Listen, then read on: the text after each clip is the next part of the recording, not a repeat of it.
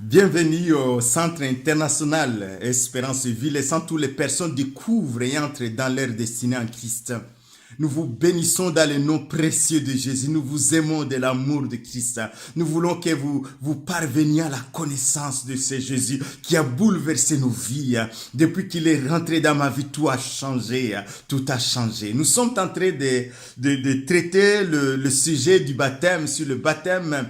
Nous avons déjà vu qui peut être baptisé, qu'est-ce que la signification du baptême, l'histoire du baptême dans la Bible, parce que notre manière de référence, c'est la parole de Dieu, c'est la Bible.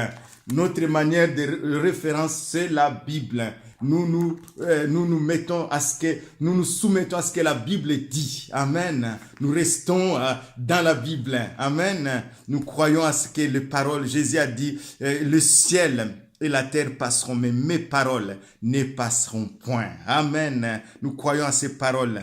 Aujourd'hui, nous allons voir des exemples de baptême dans la Bible. Après la Pentecôte, comment les disciples ont appliqué ce que Jésus avait dit. Ce que Jésus a commandé. C'est un commandement. Le baptême, c'est un commandement.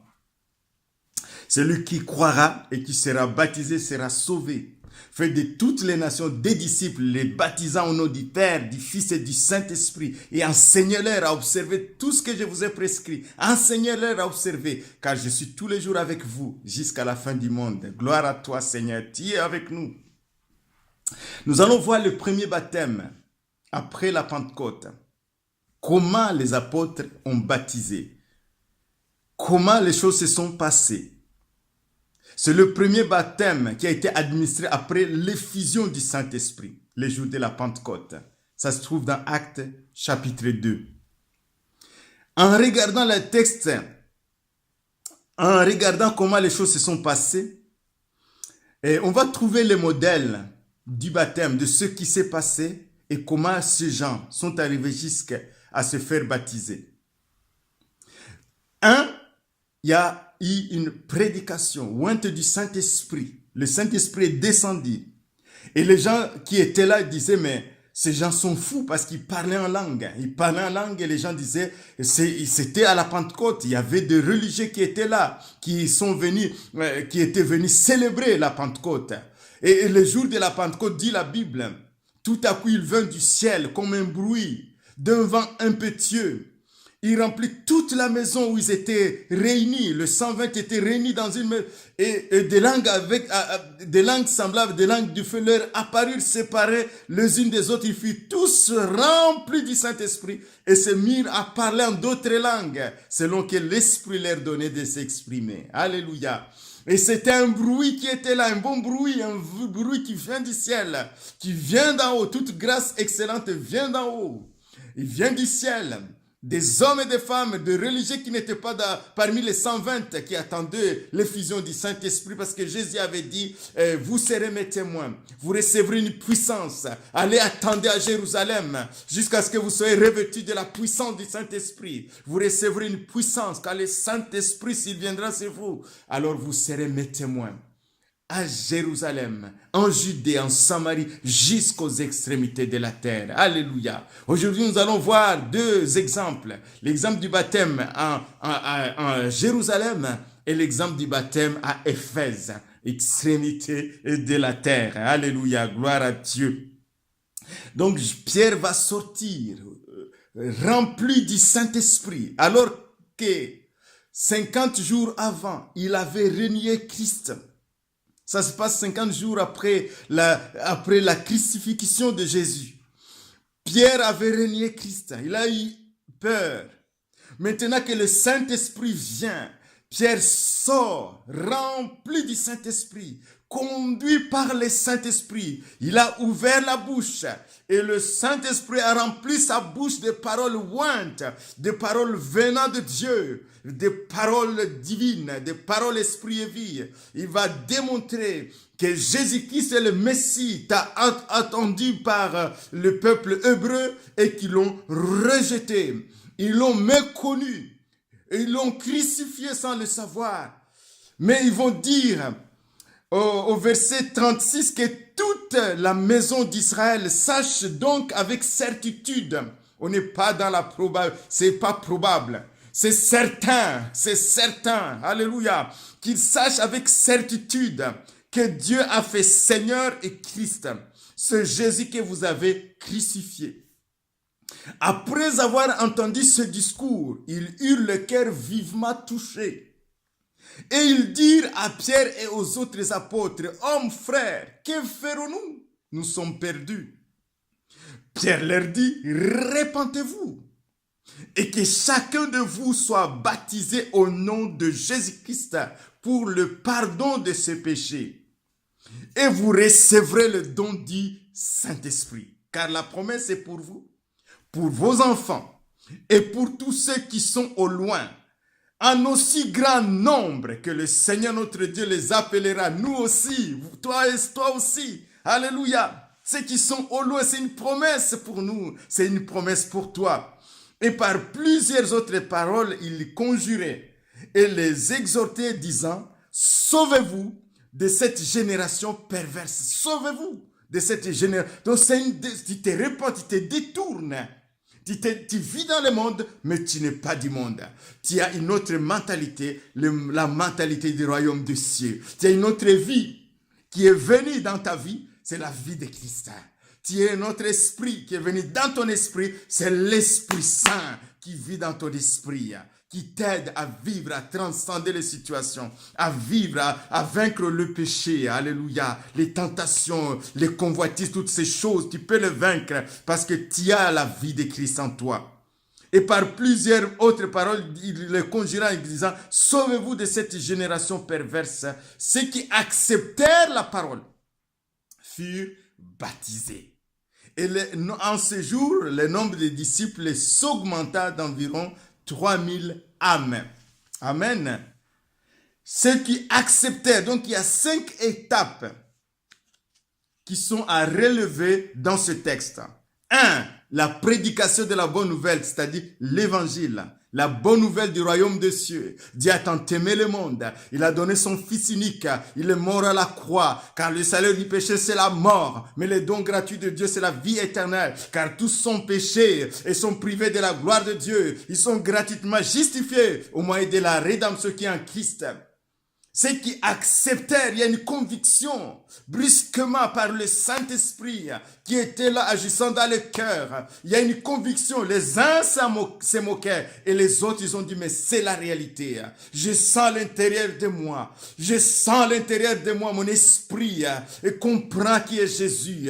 Et c'est ce qui passait aussi pour moi. Mon esprit comprend qui est Jésus. Ce n'est pas seulement ces citoyens, ces Nazaréens qui ont marché en Galilée et qui a marché à Capernaum. Mais c'est le Fils de Dieu. C'est le Fils de Dieu qui a visité la terre. Je comprends. Et jusqu'à mourir à la croix pour moi. Il n'avait pas besoin de mourir. Il pouvait partir sans mourir. Parce qu'il transcendait les situations. Il était le maître de la situation qui l'entourait. Mais il a fait pour nous. Il a fait pour toi. Une conviction dans le cœur. Il eut le cœur vivement touché. C'est dire, oh frère, que ferons-nous? L'apôtre dit, répentez-vous. Il y a la repentance. Il y a d'abord la repentance. Tu reconnais, tu te répands, tu te détournes et tu prends une autre direction, la direction du royaume des cieux. Vivre selon les principes du royaume des cieux. Vivre dans le royaume des cieux. Vivre avec la mentalité du royaume des cieux. Oui, il y aura des combats, il y aura des luttes, mais le Seigneur est là. Le Saint-Esprit est là. La mort a disparu. Dieu nous a donné un grand salut. L'enfer tremble parce que le Saint-Esprit est là maintenant. Et croire à l'œuvre expiatoire de Jésus, à l'œuvre salvatrice de Jésus. Jésus est mort. Il prendrait son baptême, s'identifier à sa mort, à sa résurrection, proclamer que Jésus-Christ, je m'identifie en sa mort et à sa résurrection. Ce sont seulement ceux qui acceptaient la parole. Ils ont accepté, ils ont cru, ils se sont répandus, ils ont cru et ils ont pris leur baptême. Il n'y a pas de raccourci. Il n'y a pas un autre modèle. C'est le seul modèle que Jésus. Si tu es baptisé et si tu crois que tu es le Fils de Dieu, si tu crois que tu es disciple de Christ, tu dois suivre ses enseignements. Alléluia. Tu dois suivre. Il n'y a pas de raccourci. Quel que soit un raccourci religieux, il n'y en a pas. Il n'y en a pas. Si tu veux s'identifier à ces choses, si tu veux avoir la certitude, ici il y a une question de certitude. Avec savoir, avec certitude, il n'y a pas une question probable. C'est pas probabiliste, c'est pas probable. Ce n'est pas aléatoire, c'est certain. C'est certitude. Nous entrons dans la certitude avec Jésus-Christ. Le but n'est pas de faire des membres d'une religion, mais des disciples de Christ et les enseigner les paroles de Christ pour qu'ils les suivent. Amen. Parce que Jésus dira que celui qui m'aime gardera ma parole. Celui qui m'aime gardera ma parole. Alléluia. Merci Seigneur. Merci pour cet exemple du baptême. Le premier baptême dans la Bible qui nous montre comment les choses se sont passées. Nous bénissons Dieu pour l'évangéliste Luc. Nous bénissons Dieu pour le Saint-Esprit qui a conduit l'Église et qui continue à conduire l'Église de Christ. L'Église de Christ, ce n'est pas une religion, mais c'est l'Église, c'est un corps spirituel, des hommes et des femmes qui croient, qui sont connectés les uns aux autres par le Saint-Esprit, qui sont une habitation de Dieu en esprit. Seigneur, merci pour mes bien-aimés qui comprennent ces choses, qui voient ces choses d'une manière certaine. Merci Seigneur parce que tu vas bénir les personnes qui vont entendre ce message. Tu vas les fortifier, les encourager au nom de Jésus-Christ. Merci Seigneur. Nous voyons aussi l'autre baptême. C'est le baptême à Éphèse. Paul va rencontrer 12 disciples de Jean-Baptiste, les disciples de Jean-Baptiste à Éphèse.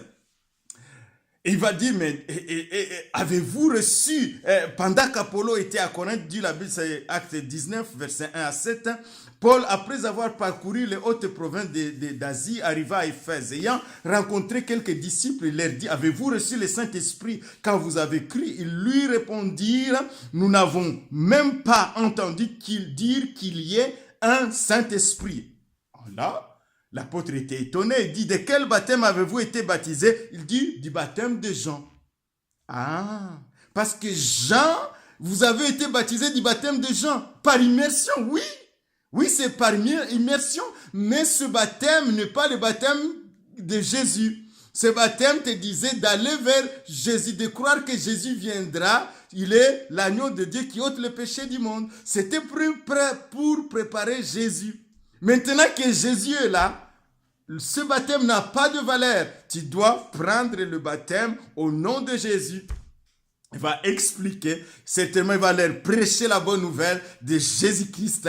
Il va, comme le premier baptême que nous avons vu à Jérusalem, ces hommes et ces femmes, la Bible dit, alors Paul dit, Jean a baptisé du baptême de repentance pour aller vers Jésus, disant au peuple de croire en celui qui venait après lui. C'était ça le but du baptême de Jean, c'est dire au peuple de croire en Jésus.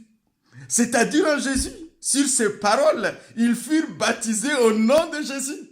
Parce qu'ils ont compris que le baptême de Jésus, c'est l'identification à sa mort, à sa résurrection. Ils se sont engagés. Ils disent non, je n'étais pas baptisé. Même si c'était par immersion, c'était pas un bon baptême. Parce que je n'ai pas cru en Jésus-Christ.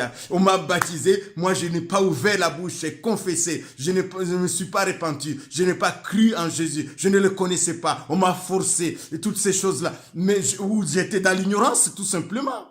Maintenant que je crois, maintenant que je comprends, je prends mon baptême. C'est un engagement. C'est un engagement. Alléluia. Donc ils vont prendre le baptême par immersion dans l'eau, l'identification à la mort, à la résurrection de Christ.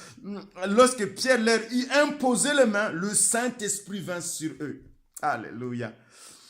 Ils n'ont pas entendu qu'il y ait du Saint-Esprit parce qu'il n'y a pas le Saint-Esprit sans la croix. Alléluia. Ils vont entendre le message de la croix. Ils vont croire à ce message. Ils vont recevoir Jésus. Ils vont être baptisés au nom de Jésus, au nom du Père, du Fils et du Saint-Esprit, s'identifier à l'œuvre expiatoire de Jésus-Christ. Et quand on va leur imposer les mains, le Saint-Esprit va trouver un terrain déjà qui est propre. Ils vont venir dans un cœur qui est lavé dans le sang de Jésus. Ils vont venir dans un esprit nouveau, l'esprit qui est ressuscité, vivre la vie de Christ. Il vint sur eux et ils parlaient en langue et ils prophétisaient. Ils étaient environ 12 hommes. Seigneur, merci pour mes bien-aimés qui entendent ce message.